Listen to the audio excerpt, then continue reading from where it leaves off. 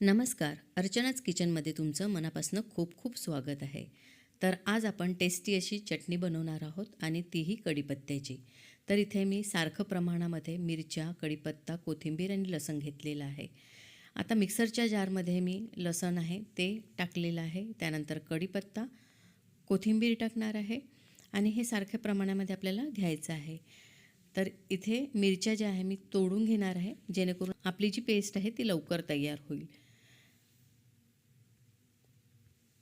आणि त्यानंतर इथे मी 2 चम्मच जिरं टाकणार आहे आणि 2 छोटे ग्लास आहे ते मी पाणी टाकणार आहे. छान चटणी आहे ती पेस्ट बनवून आपली तयार होईल.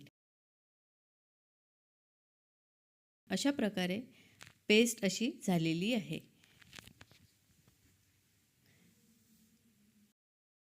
त्यानंतर गॅसवर मी कढई ठेवलेली आहे आणि तिथे भरपूर असं आपल्याला तेल टाकायचं आहे. या तेलामध्येच आपल्याला चटणी आहे ती छानपैकी शिजवून घ्यायची आहे. तर संपूर्ण चटणी आहे तर मी तेलामध्ये टाकलेली आहे. आता या चटणीचा कलर चेंज होत राहील. आपल्याला सतत ढवळायचं आहे, कमी जाळ ठेवायचा आहे गॅसचा, जास्त जाळ करायचा नाही आहे अजिबात. त्यानंतर बघू शकता या चटणीचा असा कलर झालेला आहे आणि वरती तेलसुद्धा सुटत आहे. तर थोड्या वेळाने या चटणीचा कलरसुद्धा चेंज होणार आहे. तर आता यामध्ये आपण मीठ टाकणार आहोत चवीनुसार. तर मी थोडं साधं मीठ घेतलेलं आहे आणि थोडं आपल्याला काळं मीठ आहे ते टाकायचं आहे.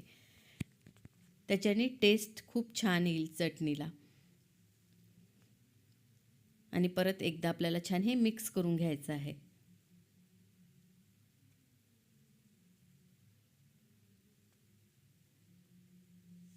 तर बघू शकता चटणीला छान तेल सुटलेलं आहे आणि चटणीचा कलरही चेंज झालेला आहे. ही चटणी तुम्ही पोळी, भाकरी, वरण भातासोबत खाऊ शकता. भाजी नसल्याची उणीवसुद्धा भासत नाही. नक्की ट्राय करून बघा आणि आवडली असेल तर व्हिडिओला लाईक करा, शेअर करा, कॉमेंट्स करा आणि चॅनलला सबस्क्राईब करा. भेटूया अशाच नवीन रेसिपीसोबत. तोपर्यंत बाय बाय. तर कशी वाटली ही चटणी? तुम्ही जर केली असाल ना तर नक्कीच कॉमेंट्स करून मला सांगा. अप्रतिम लागते. तुमच्या मुलांना खूप खूप आवडेल. 2 पोळ्या खात असेल तुमचे मुलं तर इथे 4 पोळ्या खातील. ही माझी गॅरंटी आहे. नक्की ट्राय करून बघा. चला भेटूया अशाच नवीन रेसिपीसोबत. Bye bye.